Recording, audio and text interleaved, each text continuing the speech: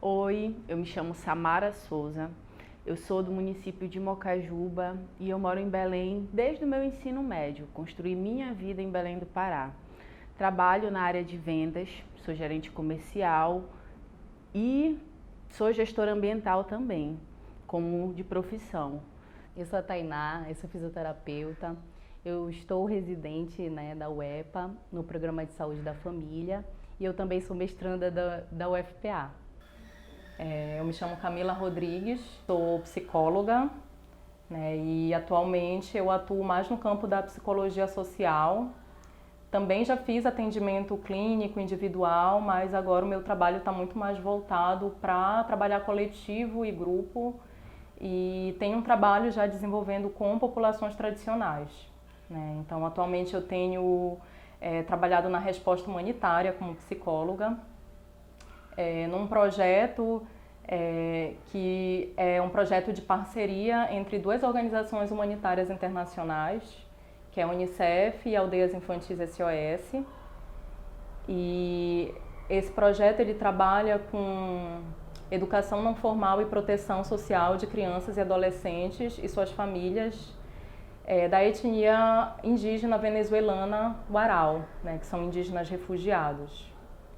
No ano passado, que foi um ano de pandemia, onde tudo parou, graças a Deus eu fui uma das pessoas que não precisaram parar, em que, enquanto muitas pessoas estavam perdendo seus empregos, eu estava ganhando um ótimo emprego, uma oportunidade de trabalho muito boa. E o ano passado foi um ano que eu estava fazendo de tudo. Você olhava assim, essa garota está vivendo realmente. E era a sensação que eu tinha como mulher. Tanto de me exercer como mulher mesmo, de me exercer como uma mulher independente que poderia sair sozinha para um lugar e nunca ia estar sozinha, de amizades, de lugares, de me exercer nesse sentido, me exercendo profissionalmente. Tinha começado a fazer MBA, tinha começado a dar início a projetos importantes para a minha vida, para a fase adulta. E quando deu no início do ano, em fevereiro, eu descobri um câncer no colo do útero e eu já estava doente, eu já vinha doente. Esse câncer ele não foi um câncer que surgiu de uma hora para outra em mim. Principalmente eu gosto de falar isso para ressaltar a importância do preventivo semestralmente para a mulher fazer. E também algumas coisas, atenções nesse preventivo, de situações que podem passar despercebidas para a maioria das mulheres e que são situações que lá no futuro podem gerar uma situação como a minha. Quando eu descobri o câncer em fevereiro, ele já estava em fase de metástase. Então isso para mim, a primeira coisa que eu pensei quando eu saí do consultório, era um dia normal de trabalho para mim. Para mim, eu sabia que eu estava doente, sempre tive problemas de endometriose, problemas nos meus ovários, e eu tenho uma questão genética, que eu já tenho, minha bisavó já faleceu de câncer do útero, a minha mãe teve o início de câncer do útero, chegou a fazer toda a cirurgia, tirou primeiro o colo do útero, depois tirou o útero inteiro, e graças a Deus não evoluiu. E quando eu já vinha vindo no médico, constantemente reclamando da mesma situação, reclamando que a minha menstruação estava irregular, às vezes faltava 4 meses e às vezes vinha os mesmos 4 meses com muito sangramento. Eu comecei a ter dores de cólica e as dores de cólica eram explicadas pela questão hormonal. Então, todas as vezes que eu ia no médico, eu tinha o mesmo tipo de tratamento paliativo que os médicos passam. Tratamento hormonal, você tem endometriose, você tem um ovário policístico e principalmente no ano, que foi o ano da pandemia, que foi o ano que essa doença se desenvolveu realmente em mim, foi um ano que eu fui 2 vezes no médico e eu passei por diagnóstico por negligência, por parte das pessoas que fizeram o meu processo de exames ginecológicos.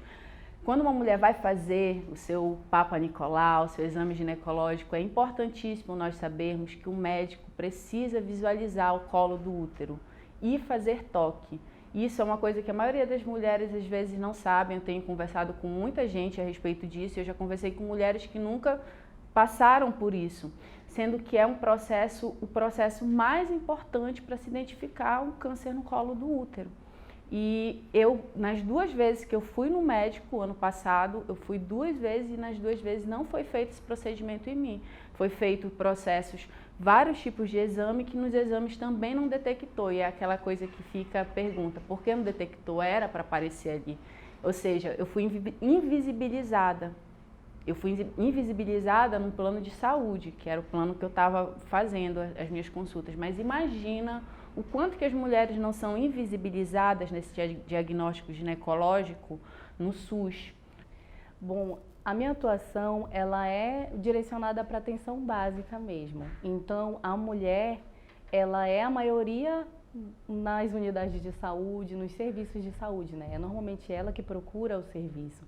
Além disso, como profissional, a maior parte das profissionais que trabalham na saúde são mulheres, né?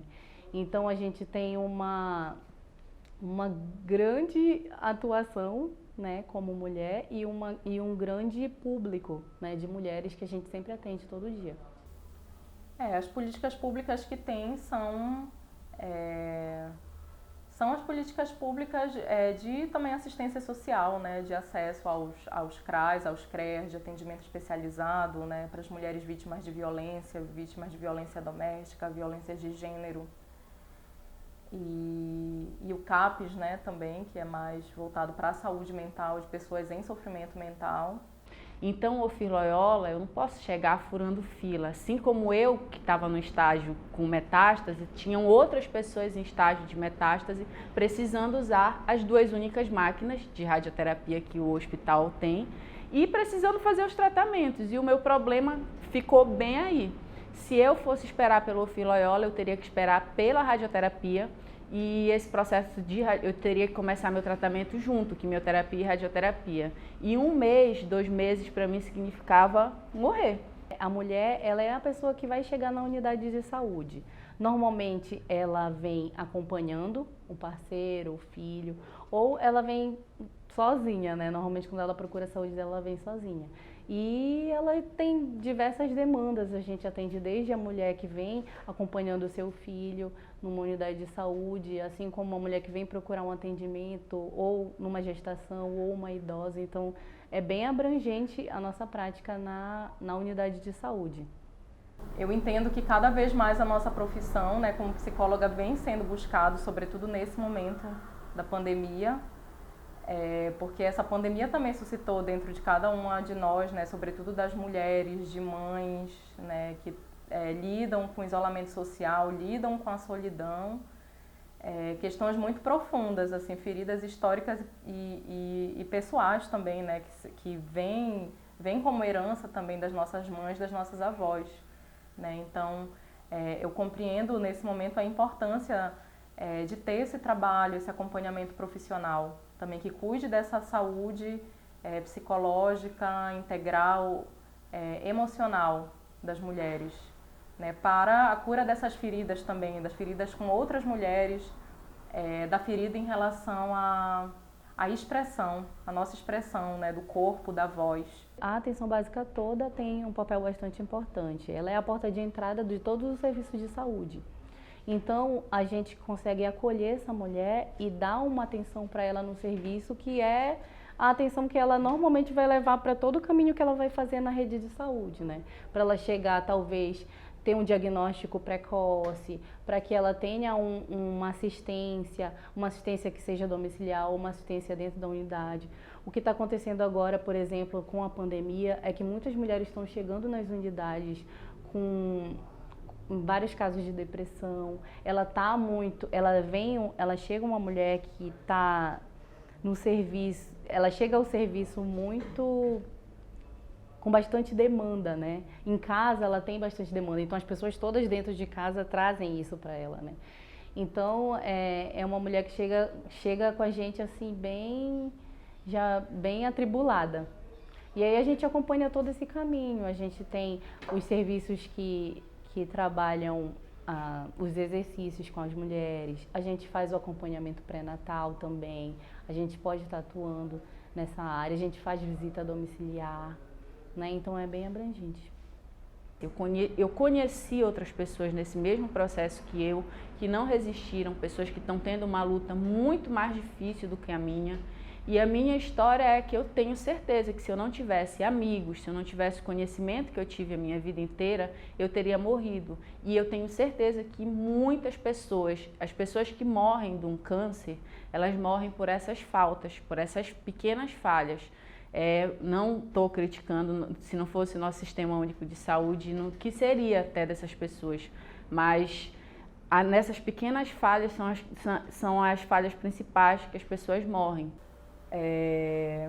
Além de psicóloga também, de estar atuando nesse campo de trabalho da resposta humanitária, eu sou mestranda em psicologia pela UFPA e também me considero uma artista múltipla também, que atua também em diversas linguagens, da dança, da música, da performance, e agora também me reconhecendo na escrita, na poesia e no desenho também, tentando me aventurar aí nessas linguagens, né? O que eu percebo assim é que esse reconhecimento, esse autorreconhecimento como artista, ele é muito novo para mim e às vezes ainda é estranho, né? Porque a Camila artista, eu considero que ela é mais... Ela vem primeiro, né? Ela vem primeiro que a Camila psicóloga, ela é bem mais velha.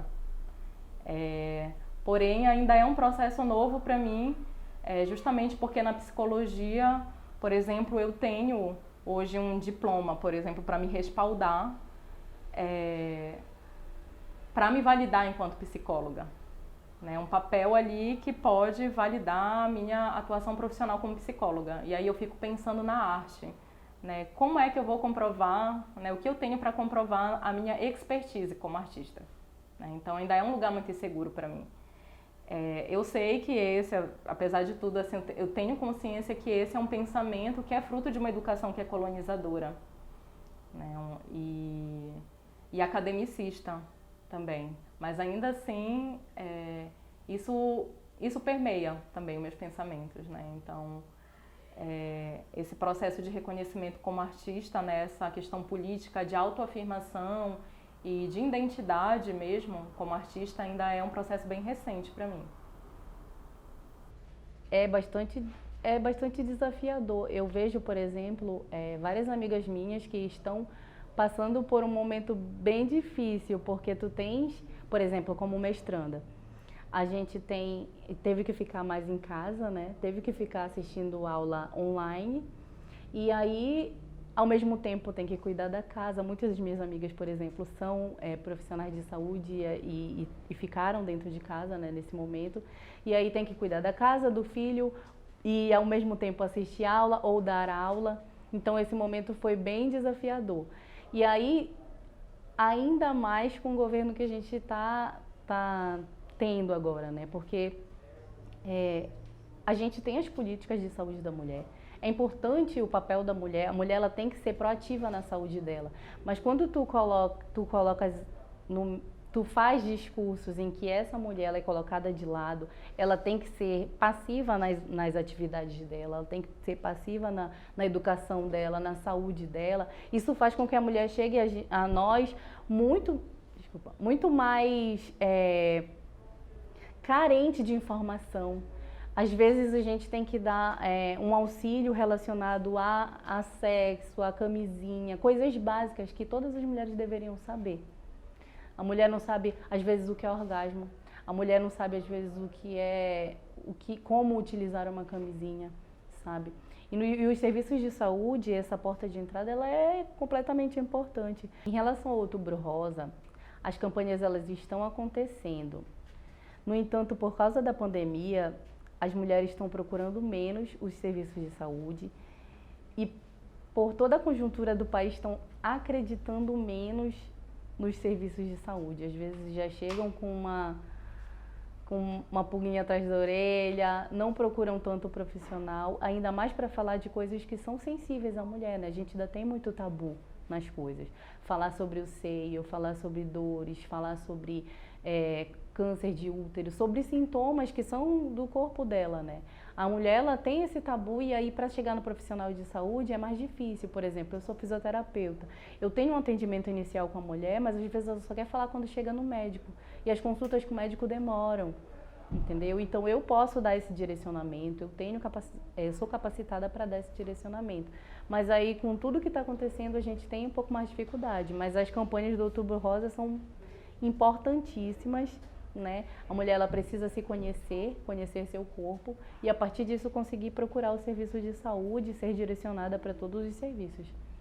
Eu compreendo que, acho que até mesmo, assim, a meu ver, por uma questão de construção social do que é ser mulher, a presença da mulher na psicologia ainda é muito forte, assim, né? Então a gente encontra geralmente mais profissionais, psicólogas, mulheres do que homens, né? E isso, a meu ver, está ligado a essa construção social do ser mulher, que é aquele ser que escuta, que acolhe, que cuida, que conhece as profundezas da alma humana. E até aí tudo certo, né? Eu acho que são aspectos maravilhosos da nossa profissão, acho que é isso mesmo.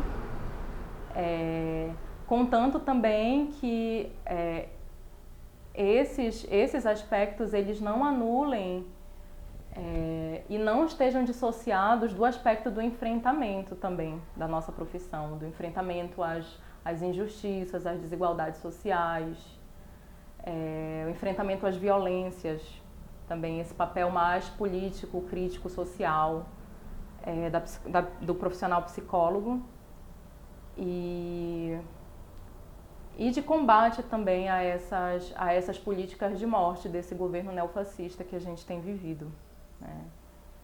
Então, eu compreendo assim que em relação à questão de gênero na psicologia, a presença das mulheres ainda é bem mais forte, né? Mas falando um pouquinho da presença da mulher na arte, né? Compreendo que a presença masculina, né, do homem na arte, na música, por exemplo, ainda é bem mais predominante do que a presença das mulheres. Mas percebo também que já há uma perspectiva de mudança em relação a esse quadro, né? E acho que até mesmo por conta desse impulso dos movimentos feministas, as mulheres elas têm se colocado mais nesse espaço da produção de arte, de cultura, se colocado mais também no mercado de trabalho. Mas eu tenho plena ciência dos preconceitos e dos estigmas que vão me acompanhar nesse pós-doença. Isso eu não estou falando só na questão profissional, que é uma questão que todas nós, mulheres, negras, uma menininha, sempre foi rotulada. Profissionalmente eu já estou acostumada a ser rotulada, eu já tinha conseguido chegar na fase que eu não era mais rotulada e já era respeitada. Essa já era a minha fase, que eu já tinha tirado de letra as outras. Então agora para mim vai ser tirar de letra a outra parte, a de falar para todo mundo que um câncer não é seu significado de morte, a sua vida acabou. Isso para mim, inclusive, que eu quero provar. Eu quero provar daqui uns meses, quando eu for liberada, no que eu quiser voltar a trabalhar, seja na empresa que eu ainda estou como contratada, seja em alguma outra coisa, eu quero provar para mim mesma que eu ainda sou uma mulher saudável, viçosa e com vida suficiente para ter uma vida profissional, porque é muito além do dinheiro. Para mim sempre foi, não é uma questão de eu ganhar tantos por mês, é uma questão de eu estar aqui, do quanto que é importante o meu lugar. E eu não quero jamais ser a pessoa, quando isso acabar, a pessoa estigmatizada. Questão profissional eu estou falando. Eu vou falar outra questão que eu também não quero ser estigmatizada. Eu sou uma mulher, eu sou solteira, eu tô com câncer de colo do útero, um câncer que por diagnóstico foi comprovado familiar, mas não teria problema nenhum se fosse por um HPV. Conheço casos de mulheres que têm o vírus, então não é vergonha nenhuma isso. Parar com esse tabu, com esses preconceitos. E Paulo Freire fala muito que a educação ela precisa partir tem que ser uma construção em conjunta, né? A gente tem o conhecimento técnico, mas a mulher ela também precisa vir com o conhecimento dela que é popular. A gente precisa estar dentro da comunidade, a gente precisa que que exista um conhecimento que seja construído mutuamente. Então, o poder da mulher, tanto como cientista, como profissional de saúde, como uma pessoa de dentro da comunidade, ele é incrivelmente importante e é a partir dele que a gente vai conseguir abrir caminhos para todas as construções sociais que a gente quer, né? Então a gente precisa vencer até essas demandas governamentais que estão bem difíceis hoje em dia, né? Tirando absorvente, que é uma coisa básica das mulheres, por exemplo, e para a gente conseguir construir mesmo uma sociedade que a gente quer e que a gente pode construir, ativamente construir, né? E eu acho que esse papel meu, acho que o papel nosso como mulher é muito importante. Acho que tem que falar, assim, né, para finalizar, que o lugar da mulher é onde ela quiser, assim, né? Então, é importante, é muito importante que